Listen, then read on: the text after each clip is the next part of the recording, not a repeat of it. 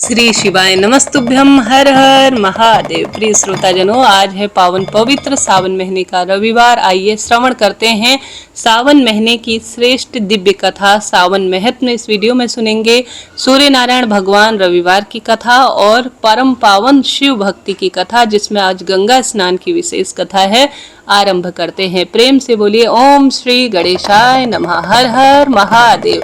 गंगा स्नान की दिव्य कथा अनुसार महादेव मां पार्वती से कहते हैं, सुनो पार्वती, बहुत समय पहले हरिपुर नाम का एक सुंदर नगर था। उस नगर में एक बहुत बड़ा सेठ रहता था। उसके पास अपार धन दौलत, सोना चांदी, अनाज से भरे हुए गोदाम और कई नौकर चाकर थे। लेकिन जितना बड़ा उसका धन था, उससे कहीं ज्यादा उसका लोभ था।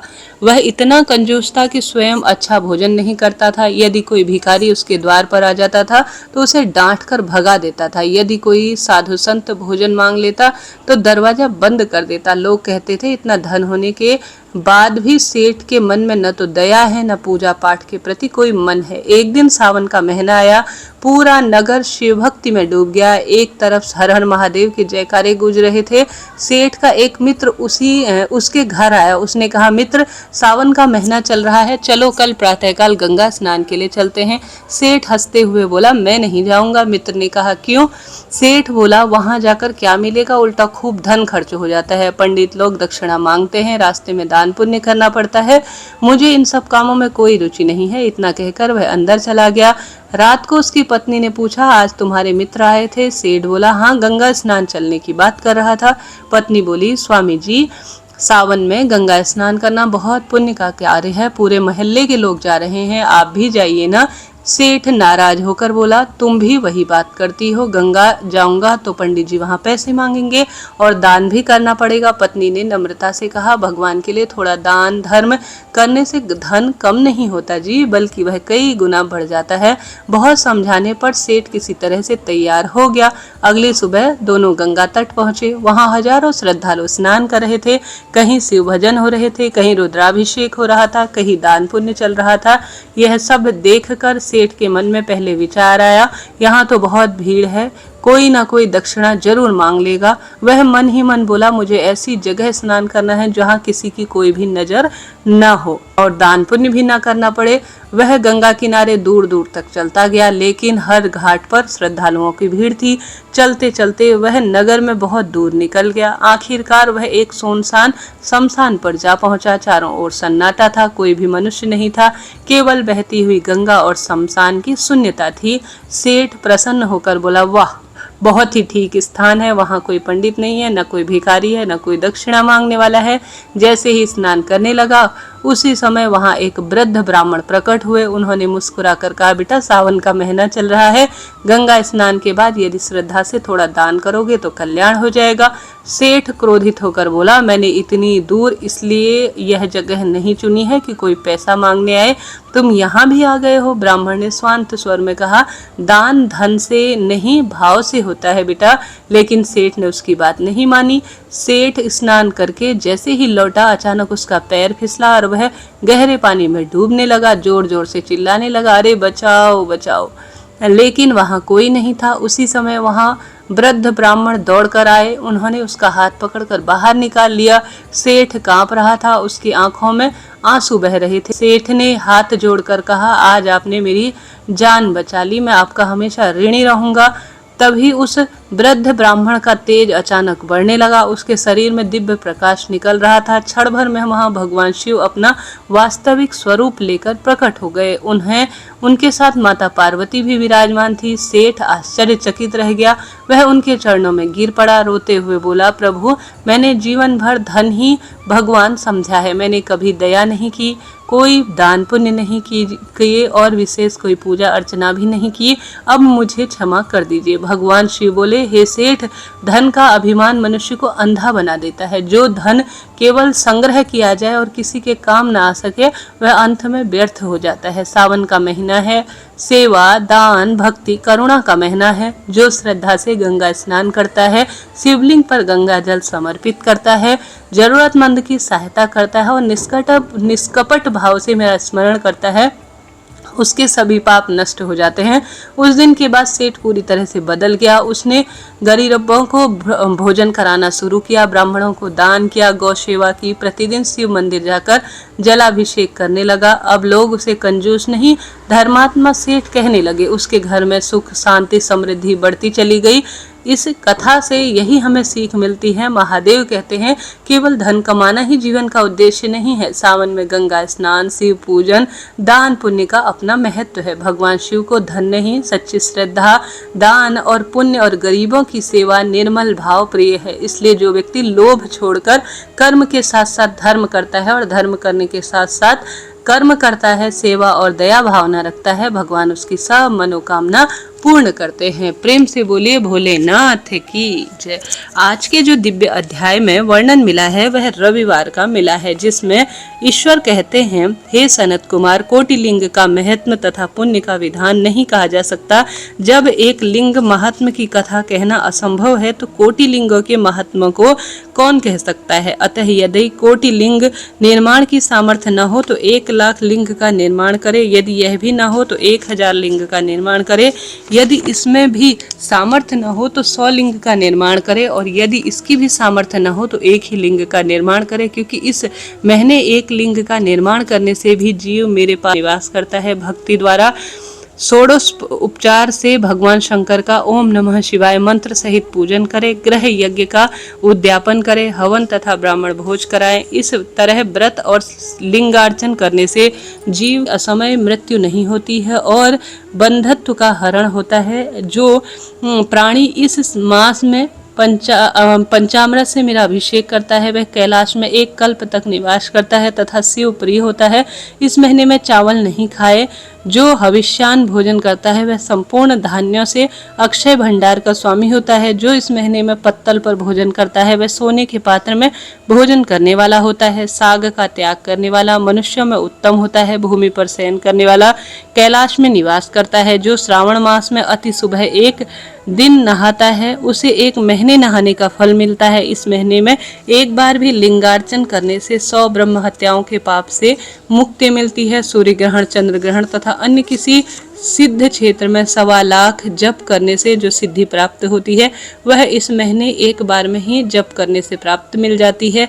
अन्य किसी समय में किए गए 1000 बार नमस्कार तथा प्रदक्षिणा से जो फल मिलता है वह इस महीने से एक बार में ही प्राप्त हो जाता है। इस महीने वेद पारायण करने पर सब वेद मंत्रों की अच्छी तरह से सिद्धि हो जाती है। जो इस महीने पुरुष सूक्त का 100 बार पाठ करता है वह ब्रह्म हत्या आदि पापों से छुटकारा पाता है। गुरु शैया पर पाप करने का भी यह उत्तम प्रायश्चित है। अतः इस महीने बिना पुरुष सूक्त पाठ के एक दिन भी न बिताएं। संविधा, चरु, तिल और घी से यह ग्रह यज्ञ करे। धूप, गंध, नैवेद्य, पुष्प आदि से पूजन करे। शंकर जी के रूपों का ध्यान कर कर कोटि होम, लक्ष्य होम और आयुत हवन करे। तिलों का श्रेष्ठ मंत्रों के साथ हवन करे। इसी को ग्रह यज्ञ कहा गया है। हे सनत कुमार, अब 12 व्रतों को सुनो। इसमें सबसे पहले रविवार व्रत को कहूँगा, सो एकाग्र चित्त होकर सुनो। रमणीय प्रतिष्ठानपुर में सुकर्मा नाम का एक दरिद्र ब्राह्मण रहता था। वह भिक्षावृत्ति में इधर उधर घुमा करता था। एक दिन वह ब्राह्मण घूमता हुआ किसी गृहस्थ के घर पहुंचा। वहां उसने देखा कि कुछ स्त्रियां मिलजुल कर रविवार के व्रत कर रही हैं। उसी समय उस ब्राह्मण को देख उन स्त्रियों ने पूछा, सामग्री आदि को ढक दिया। तब वह ब्राह्मण बोला, हे साध्वी स्त्रियों, आप सबने इस व्रत को क्यों ढक दिया? आप दयालु हैं, मुझ पर कृपा करें। इस व्रत की विधि कहें, क्योंकि परोपकार के समान तीनों लोकों में अन्य कोई धर्म नहीं है। दरिद्रतावश में दुखी हूँ। यह व्रत श्रवण कर मैं भी करूँगा। ये स्त्रियां बोली, हे द्विज, यदि आप उन्माद, प्रसाद, भक्तिहीन और अनास्थ करोगे तो इस व्रत को हम तुम्हें कैसे दें? यह सुनकर वह ब्राह्मण बोला, हे स्त्री, मैं ज्ञानी तथा भक्ति युक्त होकर उत्तम व्रतों को करने वाला हूँ। इस तरह उस ब्राह्मण की बात सुनकर एक प्रौढ़ा स्त्री ने उससे रविवार का व्रत तथा विधि कही। श्रावण मास के शुक्ल पक्ष से पहले रविवार को मौन होकर उठो, ठंडे पानी से स्नान कर पान के पत्ते पर 12 परिधि वाला मंडप बनाए। मंडप को लाल चंदन से सूर्य नारायण के तुल्य गोलाकार बना लीजिए। उसे मंडल में संज्ञा नामक स्त्री सहित सूर्य भगवान की लाल चंदन से पूजा करें। घुटने के बल बैठकर लाल चंदन और जपा पुष्प युक्त जल से सूर्य के 12 मंडल पर अलग अलग अर्घ दें। लाल चंदन, चावल, जपा पुष्प और उपचारों से पूजा करें। नारियल, बीज और शर्करा युक्त नैवेद्य सूर्य के मंत्रों को कहकर अर्पण करें। सूर्य के 12 मंत्रों द्वारा स्तवन कर 12 बार नमस्कार करें। 12 बार प्रदक्षिणा करें। 6 सूत के धागों को एक में मिलाकर उसमें 6 गांठ लगाएं। फिर उस सूत्र को सूर्य नारायण के अर्पण कर अपने कंठ पर बांध ले। 12 फलों का बायना निकालकर ब्राह्मण को दे दें। इस व्रत की विधि किसी से कहनी नहीं चाहिए। हे विप्र, इस प्रकार व्रत करने से निर्धन पापी धनी हो जाता है, पुत्रहीन पुत्रवान हो जाता है, कोढ़ी कोढ़ से छुटकारा पाता है तथा रोगी रोगों से मुक्त हो जाता है। हे विपेंद्र, और विशेष क्या कहा जाए। इस प्रकार श्रावण के सभी रविवार, चाहे वह 4 पड़े या 5 पड़े, व्रत को करना चाहिए। व्रत के संपूर्ण फलों की इच्छा के लिए उद्यापन करें। इस प्रकार व्रत की विधि सुनकर वह ब्राह्मण उन स्त्रियों को नमस्कार कर अपने घर चला गया। घर आकर उसने अपनी दोनों कन्याओं सहित विधि पूर्वक श्रेष्ठ रूप में व्रत को किया। उस व्रत के प्रभाव से उसकी दोनों कन्याएं देवांगनाओं के तुल्य सुंदर हो गई और वह ब्राह्मण लक्ष्मीपति हो गया। एक दिन एक राजा के घर समीप होकर निकल रहा था, तभी उसकी दृष्टि ब्राह्मण की दोनों कन्याओं पर पड़ी। वह कन्याएं अपने रूप लावण्य से चंद्रमा को भी अपमानित कर रही थी। उन बालिकाओं को देखकर राजा मोहित होकर क्षण भर में वहां स्थित रहा। राजा ने ब्राह्मणों को बुलाकर उन दोनों बालिकाओं की याचना की। ब्राह्मण ने भी प्रसन्न होकर दोनों बालिकाओं को राजा को सौंप दिया। वह दोनों बालिका राजा को पाकर प्रसन्न हुई। प्रसन्न चित्त से दोनों बालिका इस व्रत को करके पुत्र पौत्र से युक्त हो गई। हे मुनि, मैंने आपसे इस महाप्रभावी व्रत को कहा जिसे सुनने मात्र से सब मनोकामनाएं पूर्ण हो जाती है। प्रिय श्रोताजनों, इस तरह से यह आज सुना जाने वाला जो श्रेष्ठ अध्याय है मैंने सुना, इससे सुनाया आप सभी को। अब आगे हम कल अध्याय सुनेंगे, रविवार व्रत कथा। आइए श्रवण कर लेते हैं। रविवार व्रत कथा अनुसार एक बुढ़िया माई थी। किसी नगर में वह प्रेम पूर्वक रहा करती थी। प्रत्येक रविवार को सुबह स्नान इत्यादि से निवृत्त होकर आंगन को गोबर से लीपती, स्वच्छ करती। उसके बाद सूर्य भगवान की पूजा करती और भोजन तैयार करती। भगवान को भोग लगाकर स्वयं भोजन करती। भगवान सूर्यदेव की कृपा से उसे किसी प्रकार की चिंता वह कष्ट नहीं थे। धीरे उसका घर धन धान्य से भर रहा था। उस बुढ़िया को सुखी होते देख उसकी जो पड़ोसन थी पूरी तरह से जलने लगी। बुढ़िया ने कोई गाय नहीं पाल रखी थी, अतः रविवार के दिन घर लीपने के लिए वह अपनी पड़ोसन के आंगन से बधी हुई गाय का गोबर लाती थी। पड़ोसन ने कुछ सोचकर अपनी गाय को घर के अंदर बांध लिया। रविवार को गोबर न मिलने से बुढ़िया अपना आंगन नहीं लीप सकी।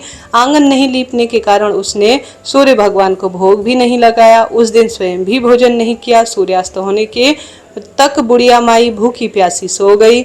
इस दिन उसने निराहार रूप में अपना अब दिन निकाल लिया। रात्रि में सूर्य भगवान ने उसे स्वप्न में दर्शन दिए और व्रत न करने का कारण और न भोग लगाने का कारण पूछा। बुढ़िया ने बहुत ही करुणा स्वर में पड़ोसन द्वारा गाय को घर के अंदर बांधने और गोबर न मिलने की बात संपूर्ण रूप से कह दी। सूर्य भगवान ने अपनी भक्त की परेशानी के कारण जानकर सब दुख दूर करने के लिए सोचा, हे माता, हम आपको एक ऐसी गाय देते हैं जो सभी इच्छा पूर्ण करने वाली हो, क्योंकि तुम हमेशा रविवार का पूरा व्रत करती हो, घर को गाय से गोबर से लीपती हो, भोजन करती हो और मुझे भोग लगाकर ही स्वयं भोजन करती हो।